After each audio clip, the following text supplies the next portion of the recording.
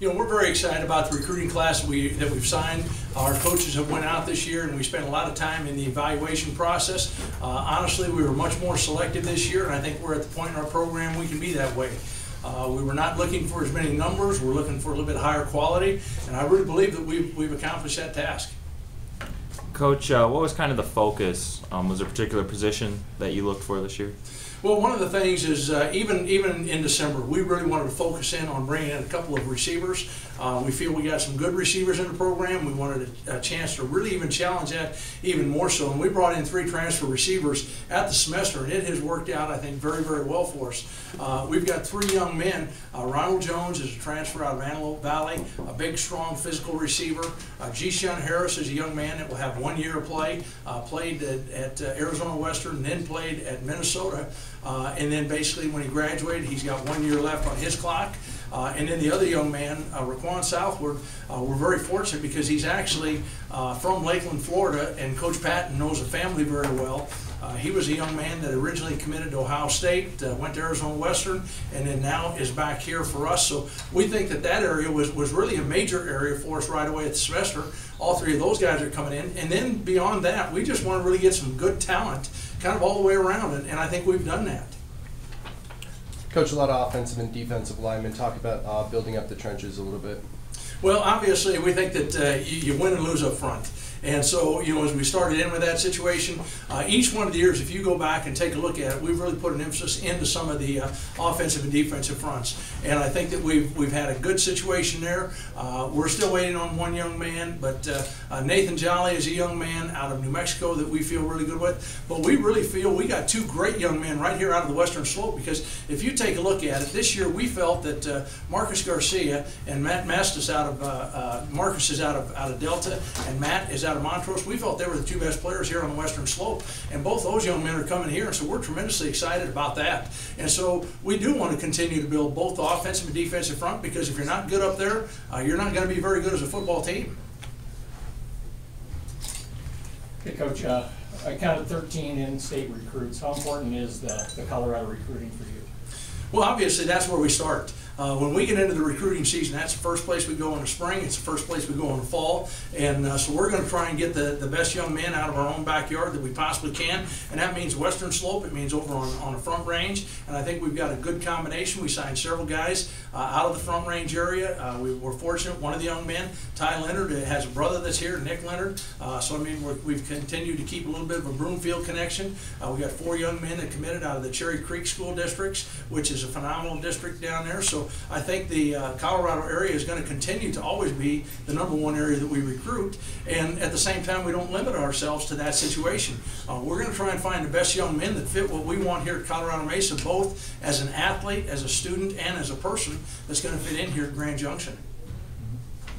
Coach, there's a quarterback on your list there. Can you just talk about the quarterback situation and what it looks like here going into the spring? Yes, Rope Rule is an outstanding quarterback out of Douglas County. And the thing that I really like about Rope is I know his quarterback coach tremendously well. Mike Wade and I have been extremely good friends for a long time. I know the way that he's been coached. He understands reading defenses. He understands a lot of the read system as far as both the run game and the pass game. And he's a very tough and a competitive young man. I think if you take a look at it, I know when I visited with the coaches down there, Coach Hill and Coach Wade both said that Rope really played the last 5 games with a very severe hamstring pull, and basically was playing with his black and blue leg and never once complained. I mean, I want a quarterback that's going to continue to be tough mentally, physically, and be able to be a dual threat. And I think that we've added another very good quarterback into our system, along with quarterbacks that I think we have. How did G-Shun Harris get on your radar from Minnesota? It's actually a standpoint that when he was up at Minnesota, and that I know the coaches up there. I've known Jerry Kill, I've known Pat Poor for a lot of years. Coach Kill was actually at Emporia State, and then he had been at Southern Illinois when we were at Southeast Missouri. So we've been very good friends for a long time. And so it was actually through those coaches there. Pat Poor had been at Fort Hays, way back when I was at Kearney, and so Pat and I have been good friends, and when Pat's on that staff, it was really through those guys that directed us to G-Shun. No running backs, but a lot of receivers. Does that kind of speak to a shift in the offensive focus going into next season? Well, not necessarily. We're still waiting on a couple of running backs, and there's a couple guys we're looking at there. So to say that our recruiting is finished, it's not.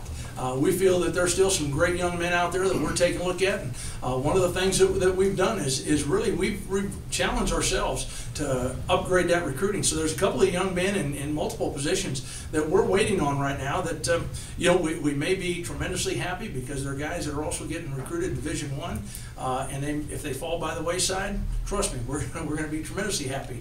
At the same time, if they end up signing Division I, you know what, then it leaves us a little bit empty there, but not necessarily because there's a lot of great young men that are still out there that don't have offers on the table right now that are still looking. Matter of fact, I know as coaches we were talking this morning. I think every one of us probably had another 30 to 50 emails of young men that are still interested in coming to Colorado Mesa. How many spots do you have left as far as people you're after? You know what, we'll sit down and we'll go through that here because we've also added a couple other guys here at the semester, a couple guys that we're given an opportunity to try out, and we'll take a look at some of the things here. But I would say, we're probably still going to be looking at another 12 to 15 players that we'll try and add to the roster. Anybody else from the Western Slope you're looking at? Well, there are, but even a couple of those guys, we got to kind of see what's going to happen there on a couple of those guys. And so, whether we get them, part of that's going to depend on their decisions as well. Are any of these freshmen guys that you think have potential to come in right away and contribute and start? Very much so. I think there are some guys that have that capability, but the other thing is we're starting to get more stability in the program. If you go back and take a look at it, I think that the last two full recruiting classes we've had, I think have been really outstanding classes. And this year we had a lot of freshmen on the field, a redshirt freshmen. We had a few true freshmen on the field, and with some of the other young men that we've redshirted, it's going to be a little bit more of a challenge. And that's what we want to have. Is we want to have really some great individuals, top to bottom, from basically senior class, moving on down to the junior, the sophomore, the freshman, and even the redshirt freshmen coming in. But one of the things that we're looking at is we want to sign young men that if they had to come in and play, they could come in and play and help us win football games as a freshman. But hopefully our other players continue to develop to where it's going to be hard for those freshmen to be on the field a ton. But yeah, we got some guys that can come in and play. How's your philosophy changed recruiting from 4 years ago until now? I don't think it's changed one bit. I think we still want to focus primarily on the Colorado area as our #1 area. We still want to really bring in primarily young men that are going to be 4- and 5-year players for us, that are going to be guys that come in as freshmen and go out as seniors, and we're going to continue to build on the surrounding areas. I think the areas that we recruit for a major purpose, and obviously I think it's because we have the chance to be the premier Division II school, I think, in the entire southwest region of the country. And so we're going to continue to recruit those players, and that's what we're going to challenge ourselves as coaches to do.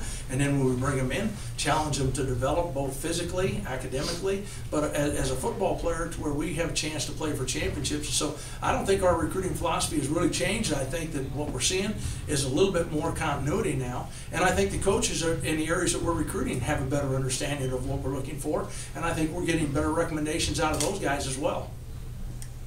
In this recruiting process for you at CMU, how excited are you now that you've gotten this many recruiting classes and you have your guys here?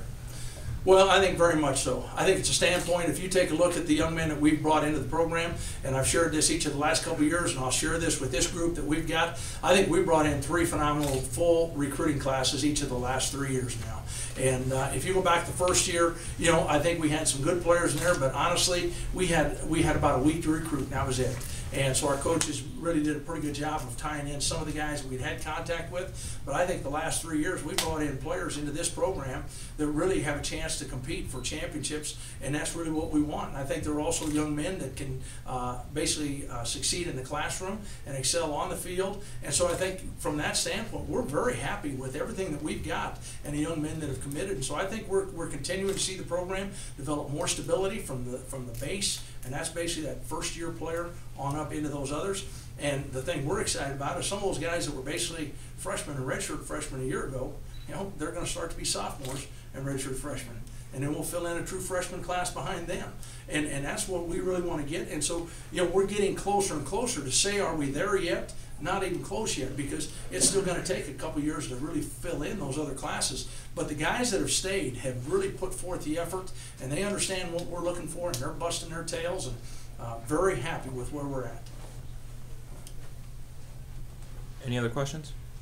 You have a couple of guys that are coming from schools, Eagle Valley, you've got somebody on your roster. Do you look at those programs, obviously it begins with the individual athlete, but do you look at those programs because of their success and their coaching to bring guys like that in?